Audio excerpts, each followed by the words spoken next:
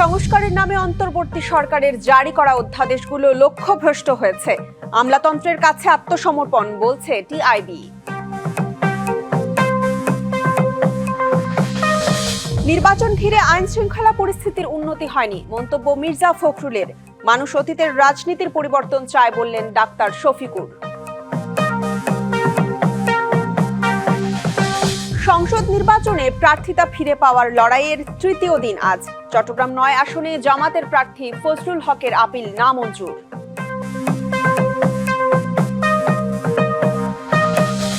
মানবতা বিরোধী অপরাধ মামলায় সালমান আনিসুলের আনুষ্ঠানিক বিচার শুরু। ৩০ জনকে হত্যা সহ বিভিন্ন অভিযোগ তাদের বিরুদ্ধে।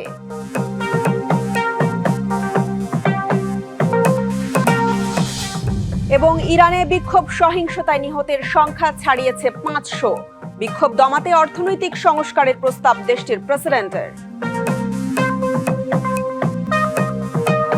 স্বাগত ডিবিসি সংবাদে, দেখছিলেন নাসির সিনটেক্স অ্যালুমিনিয়াম সংবাদ শিরোনাম। এবারে জানাবো খবরের বিস্তারিত। আপনাদের সাথে আছি সোনিয়া আফরিনিশিতা। সংস্কারের নামে যেসব অধ্যাদেশ জারি করা হয়েছে তার প্রায় সকল ক্ষেত্রেই লক্ষ্যভ্রষ্ট হয়েছে অন্তর্বর্তী সরকার। সংস্কার কর্মসূচির মূল্যায়ন নিয়ে করা এক প্রতিবেদন তুলে ধরে টিআইবি বলছে, আমলাতন্ত্রের কাছে আত্মসমর্পণ করেছে সরকারের সব উদ্যোগ। গণ আকাঙ্ক্ষা সংস্কারের গুরুত্বপূর্ণ সুপারিশ বাতিল করা হয়েছে। সংস্কারে জুলাই সনদকে যুক্তিহীনভাবে লঙ্ঘন করে নেতিবাচক উদাহরণ স্থাপন করা হয়েছে বলেও মনে করে সংস্থাটি। গণ অভ্যুত্থানে আওয়ামী লীগ সরকারের পতনের পর সবাই স্বপ্ন দেখেছিল নতুন বাংলাদেশের। সংস্কারের মাধ্যমে রাষ্ট্র কাঠামো, সরকার ব্যবস্থায় এবং সরকারি প্রতিষ্ঠানগুলোয় আমূল পরিবর্তনের প্রত্যাশা করা হয়েছিল। এজন্য অন্তর্বর্তী সরকার রাষ্ট্রীয় ব্যবস্থা ও প্রতিষ্ঠানগুলোর সংস্কারে 11টি কমিশন করে এবং প্রণয়ন হয় শতাধিক অধ্যাদেশ। 2025 সেসব অধ্যাদেশ ও সংস্কার বাস্তবায়নের মূল্যায়ন তুলে ধরা হয় টিআইবির ধানমন্ডি কার্যালয়ে। 11টি সংস্কার কমিশন হয়েছে। অন্তর্বর্তী সরকার দুর্নীতি দমন কমিশন অধ্যাদেশে যে পরিবর্তন এনেছে তাতে বিচারে আপোষ করার সুযোগ রাখা হয়েছে বলে মনে করে সংস্থাটি। দুদকের পরিপূর্ণ স্বাধীনতার পাশাপাশি জবাবদিহিতার জন্য সবচেয়ে গুরুত্বপূর্ণ কৌশলগত যে সুপারিশ ছিল সেটিকে উদ্দেশ্যমূলকভাবে বাদ দেওয়া হয়েছে। টিআইবি বলছে, স্বাধীন পুলিশ কমিশনের স্বপ্নকে ধূলিসাৎ করা হয়েছে, তাতে ক্ষমতার অপব্যবহারের সুযোগ রয়েছে। পুলিশ কমিশন অধ্যাদেশের দিকে যাই, এটা হচ্ছে আইনের ঘাটতি। এখানে এই অধ্যাদেশে ইতিবাচক কিছু নাই। নাগরিক সুরক্ষায় ব্যক্তিগত উপাত্ত সুরক্ষা অধ্যাদেশে গোপনীয়তা ও জবাবদিহির বিষয়গুলো ছুড়ে ফেলা হয়েছে। আর সাইবার সুরক্ষা অধ্যাদেশের ধারা ৮ অনুযায়ী অপব্যবহারের সুযোগ বাড়বে। তথ্যের নির্ভুলতা সহ সততা ও গোপনীয়তা এবং জবাবদিহির তথ্য, মানে ব্যক্তিগত তথ্যের গোপনীয়তা এবং জবাবদিহির বিষয়গুলো বাদ দেওয়া হয়েছে বা ছুড়ে ফেলা হয়েছে। টিআইবি বলছে, সরকারের ভেতরে সরকারের অধীনে থাকা আমলাতন্ত্রের কাছে নতি স্বীকার করেছে অন্তর্বর্তী সরকার। অন্তর্বর্তী সরকারের সংস্কারের নামে যতটুকুই করেছে তার প্রায় সকল ক্ষেত্রেই বাস্তবে অধ্যাদেশগুলো লক্ষ্যভ্রষ্ট হয়েছে। মেহের মনি, ডিবিসি নিউজ, ঢাকা। গণমাধ্যম ও সমাজ কাঠামোর পাশাপাশি সংস্কার দরকার নির্বাচন কমিশনের, সেই সাথে দরকার জাতীয় সরকার, এমন মন্তব্য করেছেন সুশাসনের জন্য নাগরিক সুজন সম্পাদক ডক্টর বদিউল আলম মজুমদার। সকালে বরিশালে গণঅভ্যুত্থানের আকাঙ্ক্ষা সংস্কার ও নির্বাচনী ইশতেহার শীর্ষক বিভাগীয় সংলাপে প্রধান আলোচক হিসেবে অংশ নিয়ে এসব কথা বলেন তিনি। এ সময় সুষ্ঠু নির্বাচন অনুষ্ঠানের বিষয়ে আশা প্রকাশ করে ডক্টর বদিউল আলম মজুমদার বলেন, সংলাপে বরিশাল বিভাগের বিভিন্ন সংসদীয় আসনের প্রার্থীরা অংশ নেন।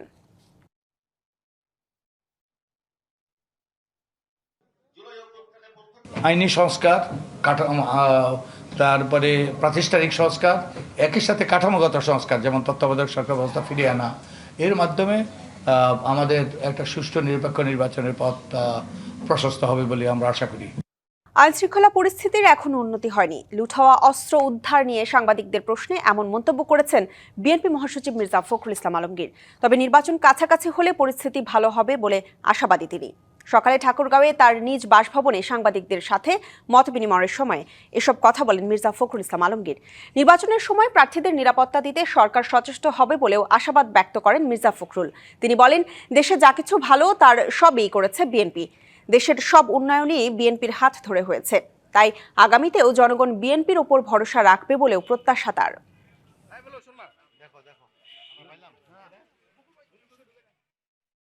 আমরা এটাতে খুব উদ্বিগ্ন, কনসার্ন।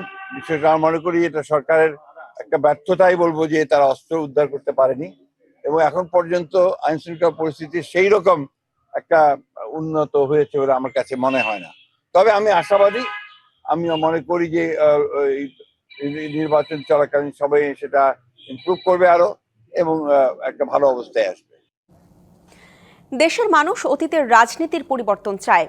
তার জন্য সংস্কার, ন্যায় বিচার ও দুর্নীতিমুক্ত সমাজ ব্যবস্থার বাস্তবায়ন করতে হবে, এমনটা জানিয়েছেন জামাতে ইসলামীর আমির ডাক্তার শফিকুর রহমান।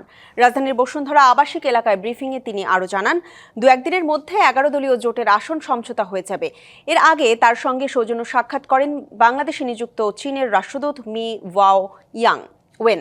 দলের পক্ষ থেকে জানানো হয়, চীন ও বাংলাদেশের ঐতিহাসিক বন্ধুত্ব দুই দেশের জনগণের কল্যাণ, উন্নয়ন সহযোগিতা, পারস্পরিক বাণিজ্য এবং সংস্কৃতি বিনিময়ের ক্ষেত্রে অত্যন্ত গুরুত্বপূর্ণ ভূমিকা রেখে চলেছে। ভবিষ্যতেও এই সম্পর্ক আরও সুদৃঢ় হবে বলেও আশাবাদ ব্যক্ত করেন ওয়েন। আগামীতে বাংলাদেশের জনগণ সঠিক সিদ্ধান্ত নেবে এবং তারা দেশকে নিরাপদ করার জন্য, দুর্নীতিমুক্ত করার জন্য, সুশাসন কায়েমের জন্য, ন্যায় ন্যায়ের বিচার নিশ্চিত করার জন্য, অর্থনৈতিক পুনর্বিন্যাস করে দেশকে এগিয়ে নেওয়ার জন্য তারা সঠিক সিদ্ধান্ত দিবে। জনগণের উপর আমাদের 100% আস্থা আছে। নির্বাচন প্রক্রিয়াকে প্রভাবিত বা বিঘ্নিত করে এমন অর্থনৈতিক ও পক্ষপাতমূলক কাজ থেকে বিরত থাকার জন্য আনসার সদস্যদের নির্দেশ দিয়েছেন স্বরাষ্ট্র উপদেষ্টা। গাজীপুরে আনসার একাডেমিতে সমাপনী কুচকাওয়াজে স্বরাষ্ট্র উপদেষ্টা এমন নির্দেশ দেন। কোনো বেআইনি আদেশ, স্বার্থান্বেষী এজেন্ডা বা পক্ষপাতমূলক কাজের অংশ না হওয়ার নির্দেশ দেন তিনি। বলেন, দেশের ভবিষ্যতের কল্যাণে একটি সুষ্ঠু, অবাধ ও নিরপেক্ষ নির্বাচন সফলভাবে শেষ করার জন্য সততা ও পেশাদারিত্বের সঙ্গে পালন করতে হবে। উপদেষ্টা বলেন, আসন্ন ত্রয়োদশ জাতীয় সংসদ নির্বাচনে সারা দেশের 42,766টি ভোট কেন্দ্রের প্রতিটিতে 13 জন করে সর্বমোট 5,55,958 আনসার ভিডিপি সদস্য দায়িত্ব পালন করবেন। 1,191টি Ansar battalion striking force team মোতায়েন থাকবে।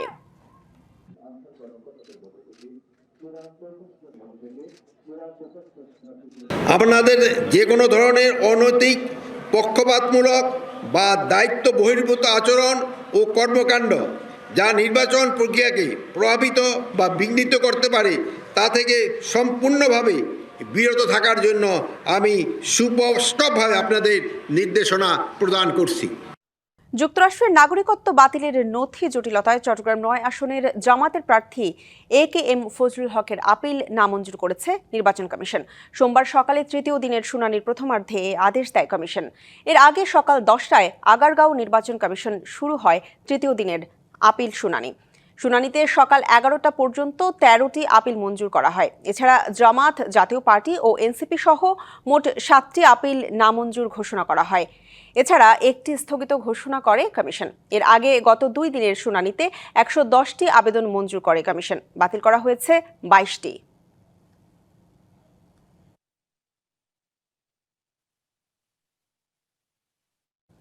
24 জুলাই আগস্টের আন্দোলনে 30 জনকে হত্যাসহ মানবতাবিরোধী অপরাধের মামলায় ক্ষমতাচ্যুত প্রধানমন্ত্রী শেখ হাসিনার উপদেষ্টা সালমান এফ রহমান ও তার আইনমন্ত্রী আনিসুল হকের অব্যাহতির আবেদন খারিজ হয়েছে। তাদের বিরুদ্ধে অভিযোগ গঠনের আদেশ দিয়েছে আন্তর্জাতিক অপরাধ ট্রাইব্যুনাল 1। এর মাধ্যমে এই দুইজনের বিরুদ্ধে বিচার শুরু হলো। বিচারপতি মোহাম্মদ গোলাম মর্তুজা মজুমদারের নেতৃত্বাধীন 3 সদস্যের আন্তর্জাতিক অপরাধ ট্রাইব্যুনাল 1 আজ আদেশ দেয়। আগামী 10 ফেব্রুয়ারি এই মামলার সূচনা বক্তব্য উপস্থাপন ও সাক্ষ্য গ্রহণ শুরুর আদেশ দেওয়া হয়। জুলাই আন্দোলন চলাকালে কারফিউ দিয়ে এবং ব্যবসায়ীদের নিয়ে বৈঠক করে হত্যাকাণ্ডে সহায়তা সহ আনিসুল হক ও সালমান এফ রহমানের বিরুদ্ধে 5টি অভিযোগ এনেছে প্রসিকিউশন। গত মঙ্গলবার অভিযোগ গঠন থেকে অব্যাহতি চেয়ে সালমান ও আনিসুলের পক্ষে শুনানি করেন জ্যেষ্ঠ আইনজীবী মনসুরুল হক চৌধুরী। মিয়ানমারের সংঘাত ও যুদ্ধের জেরে টেকনাফের সীমান্ত এলাকার বাসিন্দাদের দিন কাটছে আতঙ্কে। আজ গোলাগুলির শব্দ না শোনা গেলেও নিরাপত্তার শঙ্কায় তারা। শিশু আফনান গুলিবিদ্ধ হওয়ার ঘটনায় মানববন্ধন ও বিক্ষোভ করেছে স্থানীয়রা। এদিকে নাফ নদীর একটি চিংড়ি ঘেরে মাইন বিস্ফোরণে পা বিচ্ছিন্ন হয়েছে এক জেলের। সতর্ক অবস্থানে রয়েছে বিজিবি। মিয়ানমারের রাখাইন রাজ্যে চলমান সংঘাতের প্রভাব পড়েছে সীমান্তবর্তী টেকনাফে। গেল ২৪ ঘন্টায় মিয়ানমারের অভ্যন্তর থেকে গোলাগুলির শব্দ না পাওয়া গেলেও এখনও আতঙ্ক কাটেনি স্থানীয়দের। মিয়ানমারে ফের সংঘাত সংঘর্ষ শুরু হলে এর জের সীমান্ত এলাকায় আসতে পারে এমন শঙ্কায় নিরাপত্তাহীনতায় ভুগছেন তারা। রবিবার মিয়ানমারের সংঘাতের জেরে টেকনাফে গুলিবিদ্ধ শিশু আফনান এখনও লাইফ সাপোর্টে, তার মাথায় রয়ে গেছে গুলি। এ ঘটনার প্রতিবাদে মানববন্ধন ও বিক্ষোভ করেছে হোয়াইকং ইউনিয়নের মানুষ। দ্রুত স্থায়ী শান্তি ও নিরাপত্তা নিশ্চিতের দাবি তাদের। মানববন্ধনের প্রধান দাবি হচ্ছে তার যাতে উন্নত চিকিৎসার ব্যবস্থা। আমার মেয়ে হুজাইফা কেন উন্নত মানের চিকিৎসার জন্য অন্য দেশে যেতে পারে নাই? আপনারা বিচার করেন। আন্না দিনে বিদেশে চিকিৎসা চাই, আন্না দিনে জিন্দা চাই। এদিকে নাফ নদীর একটি চিংড়ি ঘেরে মাইন বিস্ফোরণে পা বিচ্ছিন্ন হয়েছে হানিফ নামে এক জেলের। তাকে উখিয়া কুতুপালং MSF হাসপাতালে ভর্তি করা হয়েছে। ওনার এখানে নৌকা আছে, ছাই আছে, এগুলো দেখার জন্য গেছে। এখান থেকে ওনার একটা মাইন বিস্ফোরণ হয়েছে, এতে ওনার একটা পা সম্পূর্ণ বিচ্ছিন্ন হয়ে গেছে। রবিবার মিয়ানমার থেকে পালিয়ে বাংলাদেশে আশ্রয় নেয় রোহিঙ্গা সশস্ত্র গোষ্ঠীর অর্ধশতাধিক সদস্য। পরিস্থিতি মোকাবিলায় সীমান্তে টহল জোরদার করেছে বিজিবি। DBC news desk. এই মুহূর্তে টেকনাফের পরিস্থিতি জানাতে যুক্ত হচ্ছেন সহকর্মী মোহাম্মদ শাহিন। শাহিন, আপনার কাছে জানতে চাই এই মুহূর্তে টেকনাফের অবস্থা কেমন দেখছেন এবং স্থানীয়রা কি বলছে?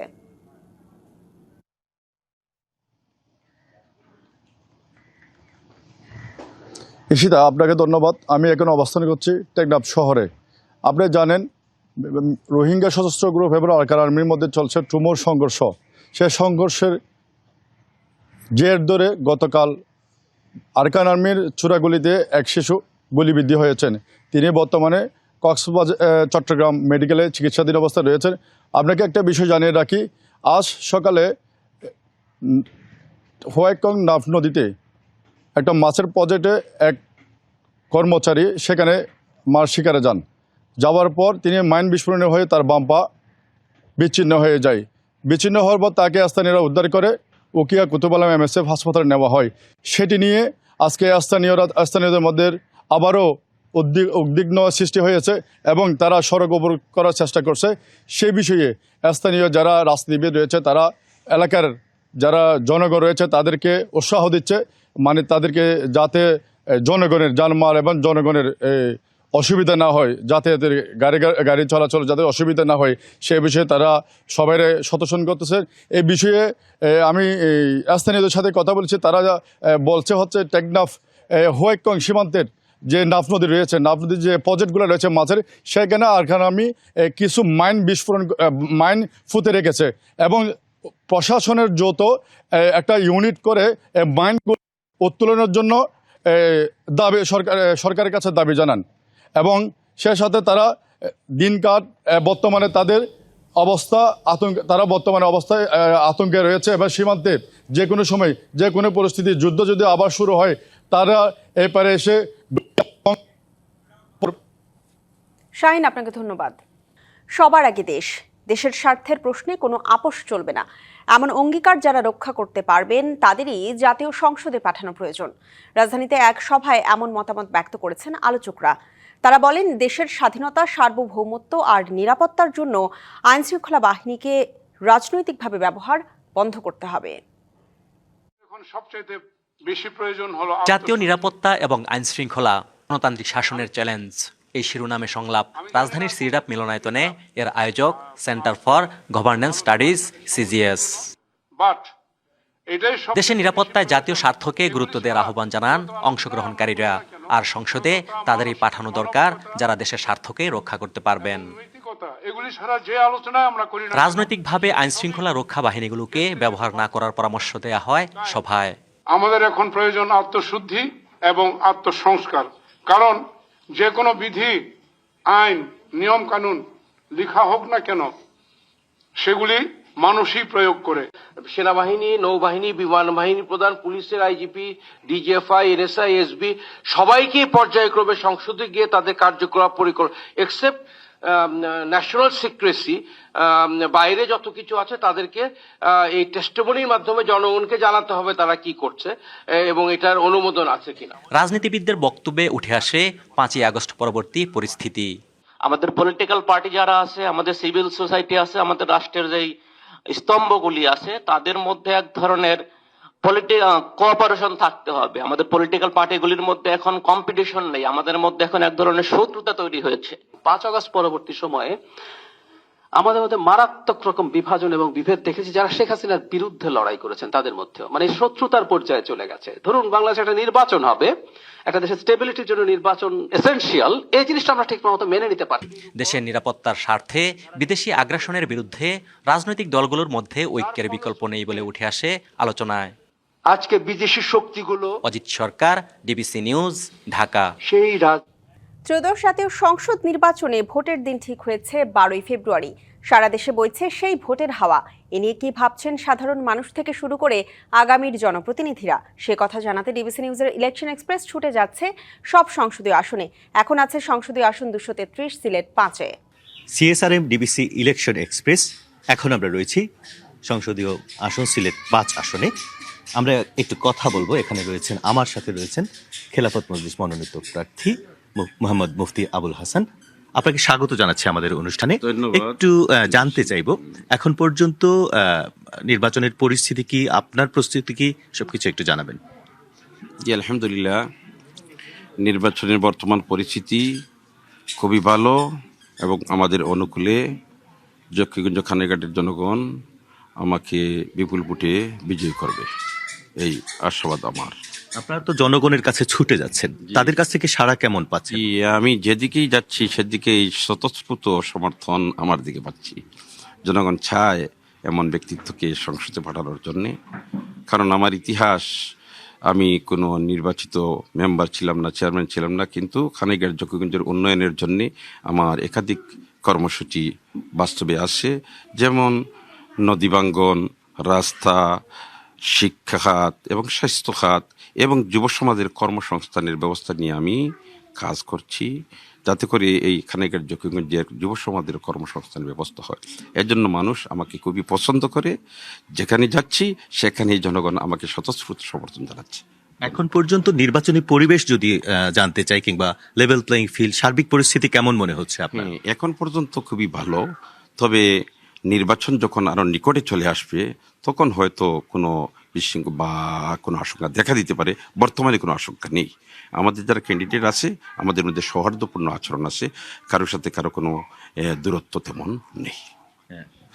আপনার ভোটের মাঠে প্রতিপক্ষ যারা রয়েছেন, বিশেষ করে বিএনপির রাজনৈতিক জোটের প্রার্থী একজন আছেন, কিংবা আরো প্রার্থী আছেন, সবকিছু মিলিয়ে যেহেতু 2টি উপজেলা, আপনার ভোটের হিসাব নিকাশটা কেমন হবে, বা ভোটাররা কেন আপনাকে পছন্দ করে বেছে নেবে আপনি মনে করেন? সুন্দর একটা প্রশ্ন করছেন। আসলে সর্বক্ষেত্রে জনগণ আমাকে পাশে পায়, জনগণের দাবি আদায়ে আমাকে সাথে পায়। এজন্য জনগণ উভয় উপজেলার আমাকেই পছন্দ করে, এজন্য ওনারা আমাকেই ভোট দিবে, এরকম আমি আশাবাদী। মূলত কোন কোন বিষয়ে আপনি এই এলাকার, যেহেতু ভোটাররা বলেছেন আমাদের কাছে বেশ পিছিয়ে আছে, বন্যার সমস্যা রয়েছে কিংবা কর্মসংস্থানের সমস্যা রয়েছে, সব মিলিয়ে আপনি কি ধরনের মাস্টার প্ল্যানই যদি বলি আপনি করে রেখেছেন বা করবেন? আমি প্রথমেই তো একটা কথা, এই দেশ আমাদের, এই দেশ রক্ষা করা আমাদের প্রত্যেকের দায়িত্ব। আমাদের কিন্তু প্রাথমিক পর্যায়ে বাংলাদেশের মানচিত্র পরিবর্তন হয়ে আসছে, ছোট হয়ে আসছে। যেমন নদীর একটা খেলা আছে, এই পার ভাঙ্গে সেই পার গড়ে, এইটা নদীর খেলা। কিন্তু জকিগঞ্জ খানেঘাটের বেলা এরকম না, নদীগুলা বর্ডারে পড়ে গেছে। এমত অবস্থায় নদী ভাঙ্গনের কবলে পড়ে বাংলাদেশের মানচিত্র ধীরে ধীরে সংকুচিত হয়ে যাচ্ছে। আমি প্রাথমিক পর্যায়ে বাংলাদেশের মানচিত্র রক্ষা করার জন্য অগ্রণী ভূমিকা পালন করব। দ্বিতীয়ত, রাস্তাঘাটের যে দুর্বলতা আছে এবং গ্রামীণ অবকাঠামোর যে ভঙ্গুর অবস্থা আছে, সে থেকে কীভাবে মুক্তি পাওয়া যায়, এই পরিকল্পনা নিয়ে আমি এগিয়ে যাব। তৃতীয়ত, হাওর উন্নয়ন প্রকল্প নিয়েও আমি কাজ করার চেষ্টা করব, যাতে করে জনসাধারণ এর থেকে উপকৃত হতে পারে। তৃতীয়ত, স্বাস্থ্য খাত। যেমন খানাইঘাট জকিগঞ্জের 2টা হসপিটাল আছে, বিশেষ করে জকিগঞ্জের জেলা সদর থেকে প্রায় 100 কিলোমিটার দূরে। এখানে কিন্তু পর্যাপ্ত ডাক্তার নেই, পর্যাপ্ত চিকিৎসা ব্যবস্থা নেই। এই ভঙ্গুর ব্যবস্থা থেকে কীভাবে মুক্তি পাওয়া যায়, এ নিয়ে আমি কাজ করব, যাতে করে খানাইঘাট জকিগঞ্জের জনগণ স্বাস্থ্য সেবা পায়। তৃতীয়ত, শিক্ষা খাত। শিক্ষাই জাতির মেরুদণ্ড। আজকে আমাদের প্রজন্ম যারা স্কুল কলেজে মাদ্রাসায় লেখাপড়া করতেছে ওরা যদি যোগ্য মানুষ হিসেবে গড়ে উঠতে না পারে তাহলে ভবিষ্যৎ আমাদের দেশ অন্ধকার। এরাই আমাদের নেতৃত্ব দিবে। এজন্য কিভাবে শিক্ষা খাতকে আরও ধাপে ধাপে অগ্রণী ভূমিকা পালন করা যাবে, আরও এগিয়ে নেওয়া যায়, এই পরিকল্পনা নিয়ে আমি কাজ করব। এছাড়া আরও অনেক কিছু আছে, যেমন মাদ্রাসাগুলো আছে, মাদ্রাসাগুলোর কিভাবে উন্নয়ন করা যায়, শিক্ষা খাতকে কিভাবে আরও এগিয়ে নেওয়া যায়, এই বিষয়গুলো নিয়ে আমি কাজ করব। আপনাকে অশেষ ধন্যবাদ আমাদেরকে সময় দেওয়ার জন্য। দর্শক, আমরা রয়েছি সিএসআরএম ডিবিসি ইলেকশন এক্সপ্রেসে সিলেট 5 আসনে। পরবর্তী সংবাদে আমরা চলে যাব সিলেট 6 আসনে বিকেল 5টায়।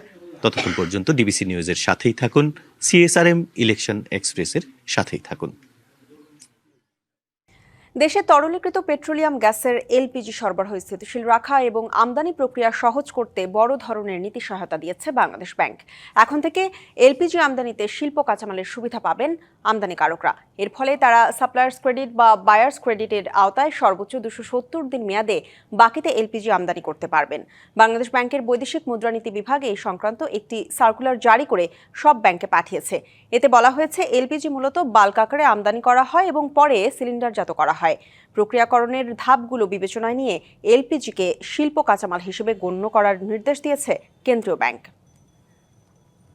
শরীফ ওসমান হাদি হত্যা মামলায় ডিবির দেওয়া অভিযোগপত্র পর্যালোচনার জন্য আরও 2 দিনের সময় চেয়েছেন ইনকিলাব মঞ্চের সদস্য সচিব আব্দুল্লাহ আল জাবের। সোমবার সকালে মামলার বাদী আদালতে হাজির হয়ে এই সময়ের আবেদন করেন। বাদীপক্ষের আবেদনের পরিপ্রেক্ষিতে ঢাকার অতিরিক্ত চিফ মেট্রোপলিটন ম্যাজিস্ট্রেট জসিদা ইসলামের আদালত আগামী 15 জানুয়ারি অভিযোগপত্রের গ্রহণযোগ্যতা বিষয়ে শুনানির জন্য দিন ধার্য করে। বাদীপক্ষের আইনজীবী বলেন, বাদীপক্ষে 3 আইনজীবী নিয়োগ করা হয়েছে। তারা হলেন সিনিয়র আইনজীবী আব্দুস সোবহান তরফদার, ব্যারিস্টার SM মইনুল করিম ও সহকারী অ্যাটর্নি জেনারেল মুস্তাফিজুর রহমান মুকুল। রাজধানীর দক্ষিণ বনশ্রীতে ফাতেমা আক্তার লিলি নামের এক স্কুল শিক্ষার্থীকে গলা কেটে হত্যার ঘটনায় প্রধান আসামি হোটেল কর্মী মিলনকে গ্রেপ্তার করেছে র্যাব। এর আগে শনিবার বিকেলে দক্ষিণ বনশ্রীর প্রীতম ভিলা নামক একটি বাসা থেকে ওই স্কুল শিক্ষার্থী মরদেহ উদ্ধার করে পুলিশ। র্যাবের লিগ্যাল অ্যান্ড মিডিয়া উইংয়ের পরিচালক wing commander MZM Intekhab Chowdhury জানান, দক্ষিণ বনশ্রীর নিজ বাসায় খুন হওয়া স্কুল ছাত্রী লিলি হত্যার ঘটনায় শনিবার রাতে খিলগাঁও থানায় হত্যা মামলা করেন নিহতের বাবা মোহাম্মদ সজীব। এরপর অভিযানে নামলে বাগেরহাট সদর থানার বড় সিঙ্গা এলাকা থেকে সন্দেহভাজন হোটেল কর্মী মিলনকে গ্রেপ্তার করে র্যাব। পৌষের শেষ ভাগে দেশের বিভিন্ন জেলায় মৃদু শৈত্যপ্রবাহ বয়ে যাচ্ছে। সর্বনিম্ন তাপমাত্রা পঞ্চগড়ে রেকর্ড করা হয়েছে 8.6 ডিগ্রি সেলসিয়াস। পঞ্চগড়ে 1 সপ্তাহ ধরে কখনো মাঝারি আবার কখনো মৃদু শৈত্যপ্রবাহ বয়ে যাচ্ছে। গেল 2-1 দিন ধরে কুয়াশা কম থাকলেও আজ আবার বেড়েছে। ভোর 6টায় বাতাসের আর্দ্রতা ছিল 100%। আর জেলার উপর দিয়ে ঘন্টায় 10 থেকে 12 কিলোমিটার বেগে হিমালয় থেকে আসা হিমেল বাতাস বয়ে যাচ্ছে। আগামী কয়েকদিন তাপমাত্রা কমার পাশাপাশি কুয়াশা ও হিমেল বাতাসের পরিমাণ আরও বাড়তে পারে বলে জানিয়েছে আবহাওয়া অফিস। কুড়িগ্রামের ওপর দিয়ে বয়ে যাওয়া শৈত্যপ্রবাহের ফলে তাপমাত্রা ওঠানামা করছে 9 থেকে 10 ডিগ্রি সেলসিয়াসের আশেপাশে। দিনের বেলা অল্প কিছু সময়ের জন্য দেখা মিলছে সূর্যের, ফলে ঠান্ডা অনুভূত হচ্ছে বেশ। চুয়াডাঙ্গায়ও টানা 8 দিন ধরে বয়ে যাচ্ছে শৈত্যপ্রবাহ। কখনো মাঝারি কখনো মৃদু শৈত্যপ্রবাহে কনকনে শীতে বিপর্যস্ত হয়ে পড়েছে জনজীবন। সর্বনিম্ন তাপমাত্রা রেকর্ড করা হয়েছে 8.8 ডিগ্রি সেলসিয়াস। শীতের কারণে অনেকেই কর্মহীন হয়ে পড়েছেন, ব্যাহত হচ্ছে কৃষিকাজ। বাতাসে বেরোনো যায় না, সকালবেলা প্যাসেঞ্জার পাওয়া যায় না, কুয়াশাতে তো রাস্তা দেখা যায় না, আর শীতের যে প্রভাব, যাত্রী নাই, খুবই একটা সমস্যার ভিতরে আছে। আমাদের তো জনজীবন খুবই কষ্ট, আমরা তো কাজ কাম করতে পারছি না, খেটে খাওয়া মানুষের জন্য খুবই কষ্ট। এবারে আন্তর্জাতিক প্রসঙ্গ। বিক্ষোভে উত্তাল ইরানে দীর্ঘ হচ্ছে মৃত্যুর মিছিল। দেশটিতে মৃত্যু ছাড়িয়েছে 500। এমন পরিস্থিতিতে ইরানের প্রেসিডেন্ট মাসুদ পেজেশকিয়ান রাষ্ট্রীয় টেলিভিশনকে দেওয়া সাক্ষাৎকারে বলেন, জনগণের কথা শুনতে প্রস্তুত তার সরকার। এদিকে ট্রাম্প জানিয়েছে, ইরানের বিরুদ্ধে সামরিক হামলা সহ কঠোর বিকল্প পদক্ষেপ নিয়ে ভাবা হচ্ছে। ইরান নিয়ে ভুল হিসাব নিকাশ না করতে যুক্তরাষ্ট্রকে হুঁশিয়ারি দিয়েছে ইরান। ইরানে বিদ্রোহ বিক্ষোভ শুরু হয়েছে 28শে ডিসেম্বর। মূল্যস্ফীতি ও আর্থিক দুরবস্থার প্রতিবাদে উত্তাল আন্দোলন রূপ নেয় সহিংসতায়। বিক্ষোভ দমনে কঠোর হয় তেহরান প্রশাসন। সরকারি বাহিনী ও বিক্ষোভকারীদের সহিংসতায় বাড়তে থাকে নিহতের সংখ্যা। যুক্তরাষ্ট্র ভিত্তিক মানবাধিকার সংগঠন HRANA এর বরাতে বার্তা সংস্থা রয়টার্স জানিয়েছে নিহতের সংখ্যা 5 শতাধিক। এদিকে দেশে চলমান সংঘাত নিয়ে রাষ্ট্রের টেলিভিশনের সাথে কথা বলেছেন ইরানের প্রেসিডেন্ট মাসুদ পেজেশকিয়ান। সাক্ষাৎকারে তিনি বলেন, জনগণের কথা শুনতে প্রস্তুত তার সরকার। আমরা দেশের বিপর্যস্ত অর্থনীতি ঢেলে সাজাতে চাই। প্রশাসন দেশের অর্থনৈতিক সব সমস্যা সমাধানের বিষয়ে দৃঢ় প্রতিজ্ঞ। একই সঙ্গে সহিংসতাকে উস্কে দেওয়ার জন্য তিনি যুক্তরাষ্ট্র ও ইসরায়েলকে অভিযুক্ত করেন। শত্রুপক্ষ প্রশিক্ষিত সন্ত্রাসীদের দেশে ঢুকিয়েছে। দাঙ্গাবাজরা প্রতিবাদী মানুষ নন। আমরা প্রতিবাদীদের কথা শুনছি এবং তাদের সমস্যা সমাধানে সর্বোচ্চ চেষ্টা করেছি। এদিকে ডোনাল্ড ট্রাম্প আবারও বলেছেন, ইরানের বিরুদ্ধে সামরিক সহ কঠোর পদক্ষেপ নেওয়ার কথা ভাবছে যুক্তরাষ্ট্র। আমরা বিষয়টি অত্যন্ত গুরুত্বের সাথে দেখছি। সামরিক বাহিনীও নজর রাখছে। কঠিন কয়েকটি বিকল্প বিবেচনায় আছে। আমরা একটি সিদ্ধান্ত নেব। অন্যদিকে নিহতদের স্মরণে 3 দিনের রাষ্ট্রীয় শোকও ঘোষণা করেছে ইরান। একই সাথে ইসলামী প্রজাতন্ত্রের প্রতি সমর্থন জানাতে এবং দাঙ্গাকারীদের বিরুদ্ধে ঐক্যবদ্ধ অবস্থান প্রদর্শনে সোমবার দেশ জুড়ে সংহতি মিছিলের ডাক দিয়েছে সরকার। খান মোহাম্মদ মুকুল, ডিবিসি নিউজ ডেস্ক। ডিবিসি সংবাদ এই ছিল এখনকার মতো। ডিবিসি নিউজের সংবাদগুলো পড়তে ভিজিট করুন dbcnews.tv আর ভিজিট করুন ডিবিসির ফেসবুক পেজ এবং ইউটিউব চ্যানেল। ডিবিসির সঙ্গেই থাকুন।